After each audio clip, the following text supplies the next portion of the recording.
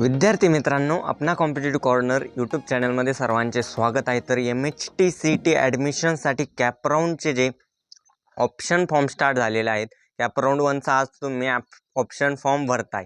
काही जणांनी काल भरला असेल, काही जण आज भरतील। मोस्टली स्टुडंट्स आज भरतील, कारण कालपर्यंत तर लिस्ट बनवण्यातच वेळ गेलेला आहे। तर आय होप तुमची सर्वांची लिस्ट प्रिपेअर झाली असेल। लिस्टमध्ये काही चेंजेस लागत असतील बऱ्याचशा विद्यार्थ्यांना, की हे ठराविक हे कॉलेज घ्यावं की नाही, किंवा हे कॉलेज घ्यावं की नाही, असे खूप प्रश्न विद्यार्थ्याला पडतात। परंतु जी बेस्ट किंवा परफेक्ट लिस्ट आपण म्हणतो ना बनवायची, आता ती परफेक्ट लिस्ट तेव्हाच बनू शकते जेव्हा तुम्हाला काही इश्यू नसेल। आता विद्यार्थ्याला परफेक्ट लिस्ट तर पाहिजे, परंतु त्याचं फिक्सच नाही ब्रांच कुठली घ्यायची। म्हणजे CS उदाहरणार्थ फॉर एक्झाम्पल 93 94 असे पर्सेंटाईल आहेत, त्याला CS-IT भेटून जाईल एखाद्या कॉलेजमध्ये, उदाहरणार्थ त्या रेंजमधल्या पर्सेंटाईलमध्ये। परंतु त्याच पर्सेंटाईलवर मेकॅनिकल सारख्या ब्रांचेस टॉपच्या कॉलेजेसला मिळतात। इव्हन वालचंद सारख्या कॉलेज घ्या, कराड, वालचंद गव्हर्नमेंटमध्ये देखील, किंवा प्रायव्हेटमध्ये VIT सारख्या कॉलेजेसमध्ये कोरच्या ब्रांचेस मेकॅनिकल इलेक्ट्रिकलमध्ये ॲडमिशन होते 94 पर्सेंटाईलवरती। मग नेमकं विद्यार्थी इथे कन्फ्यूज होत आहे खूप, की नेमकं घ्यावं की नाही घ्यावं, कोर ब्रांचला प्रेफरन्स द्यावा की नाही द्यावा, कॉलेज मॅटर करतं की नाही। तर असं कन्फ्युजन असेल तर परफेक्ट लिस्ट होऊच शकत नाही बघा।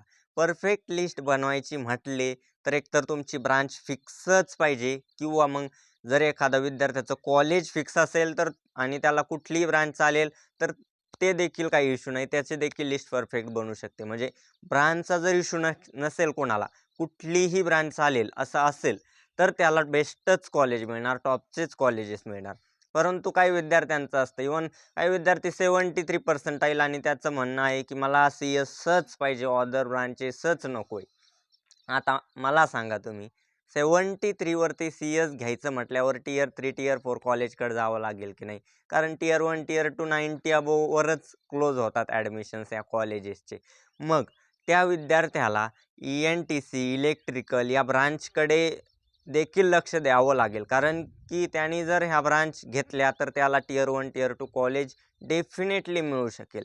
आणि कॅम्पस ऑफकोर्स मॅटर करतं। आता तुमची ब्रांच कुठली असली, फॉर एक्झाम्पल COEP घ्या किंवा PICT घ्या, PICTमध्ये ENTCचे स्टुडंटसुद्धा खूप पॅकेज घेतात, खूप चांगलं। इव्हन त्यांना CS-ITचे सब्जेक्ट्स आहेत त्यांच्या करिक्युलममध्ये।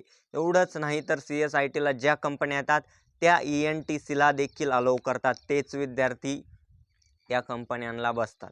म्हणजे बघा, ब्रांचचा काही फरक पडला का टॉपच्या कॉलेजेसला?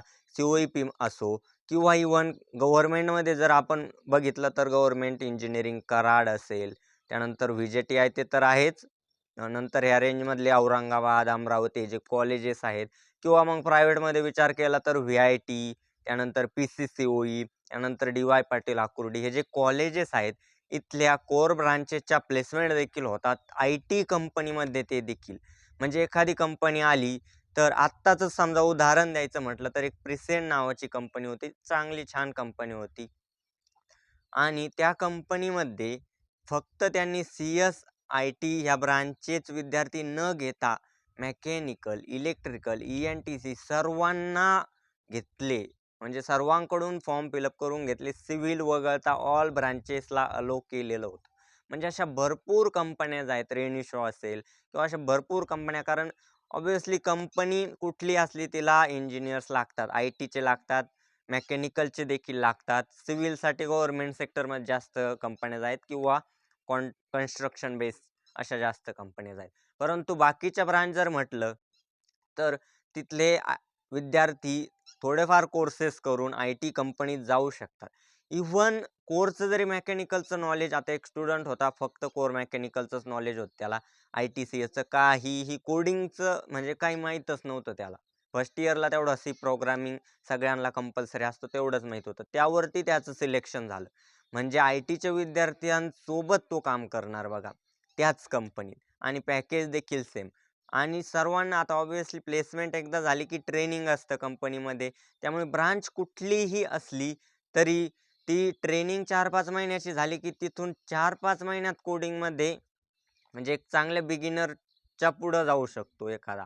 फक्त लागतं काय, ते लॉजिक लागतं. लॉजिक डेव्हलपमेंट इंजिनिअरिंगमध्ये व्हायला पाहिजे. असे काही खूप इम्पॉर्टंट फॅक्टर आहेत. त्यामुळे ब्रांचचं म्हणजे इतकं डोक्यात घेऊ नका असं मला तरी वाटतं. ब्रांच कुठली असली, आता IITचं उदाहरण घेतलं तर तिथे इन्स्ट्रुमेंटेशन सारख्या ब्रांचचे विद्यार्थी 18-19 LPA पॅकेज घेतात बघा, IT कंपनीत, ते पण मॅनेजर लेव्हलला, सीनियर लेव्हलला. मग काय म्हणायचं? तर ब्रांचपेक्षा कॉलेज इम्पॉर्टंट आहे. हो, डेफिनेटली आहे. कारण कॉलेजमध्ये कंपनीज येतात. परंतु एखाद्या विद्यार्थ्याला IT किंवा CS पाहिजे असं कोणी असेल, इंटरेस्ट त्यातच असेल, तर त्यांनी ब्रांच कॉम्प्रोमाइज करू नये. कारण आता माझं जरी उदाहरण घेतलं, मला CS-ITच पाहिजे होतं, तर मी ब्रांच कॉम्प्रोमाइज केली नाही. 98 पर्सेंटाईल होते, अराउंड 97.82 समथिंग.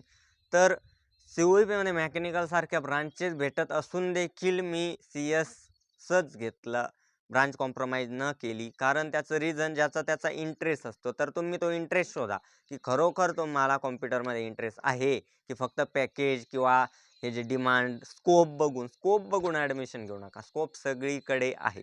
तर आय होप तुम्हाला एवढा तरी कन्फ्युजन क्लिअर झालं असेल, की लिस्ट बनवताना आपण नेमकं ब्रांचेसला प्रेफरन्स द्यायचा की कॉलेजेसला द्यायचा, डिपेंड्स ऑन यू. तुम्हाला जर ब्रांचचा इश्यू नसेल, आत्ताच मी क्लिअर केलं, ब्रांचचा काही इश्यू नाही. फक्त काही विद्यार्थी असतात ज्यांना म्हणजे ठराविक त्या डोमेनमध्येच जाण्याची जास्त इंटरेस्ट असतो. कारण म्हणजे असतात ना पर्टिक्युलर, किंवा काहींना मेकॅनिकलच आवडतं, काहींना सिव्हिलच आवडतं.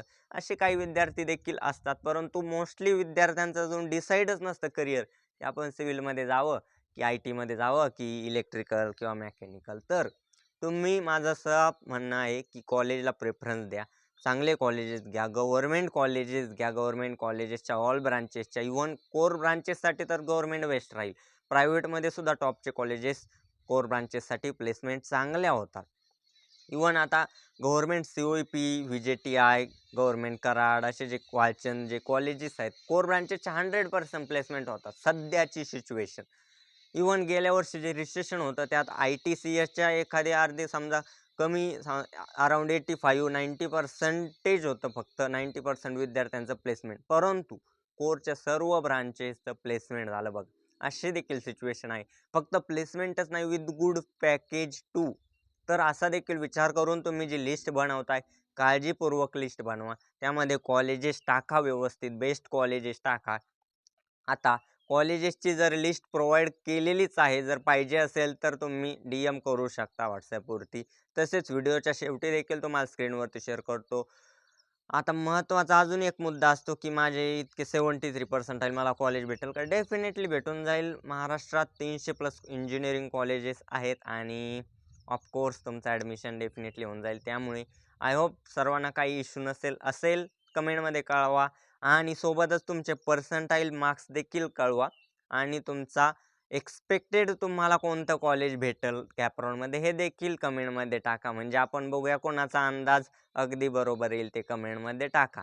तर ठीक आहे ना विद्यार्थी मित्रांनो, काही डाऊट असेल कमेंटमध्ये टाका. भेटूया नेक्स्ट व्हिडिओमध्ये, ज्यामध्ये आपण best colleges for low percentile पाहूयात. आणि त्यानंतर कालच मी एक लाईव्ह स्ट्रीम घेतली, त्यात आपण 90 अबोव पर्सेंटाईलचे कॉलेजेस बघितले, स्टुडंटचे डाऊट्स क्लिअर केले, पर्सनल काउन्सिलिंग आज देखील शक्य झालं. तुम्ही जर लाईक्स जास्त आले व्हिडिओला या, तर संध्याकाळी मी आज देखील लाईव्ह स्ट्रीम नक्की करील पर्सनल काउन्सिलिंगसाठी. आजपर्यंत तर फॉर्म भरूनच टाका. जर नाही झालं तर उद्या, एखाद्याचं समजा राहिलं तर उद्यासाठी मग संध्याकाळी एक लाईव्ह स्ट्रीम करेल मी.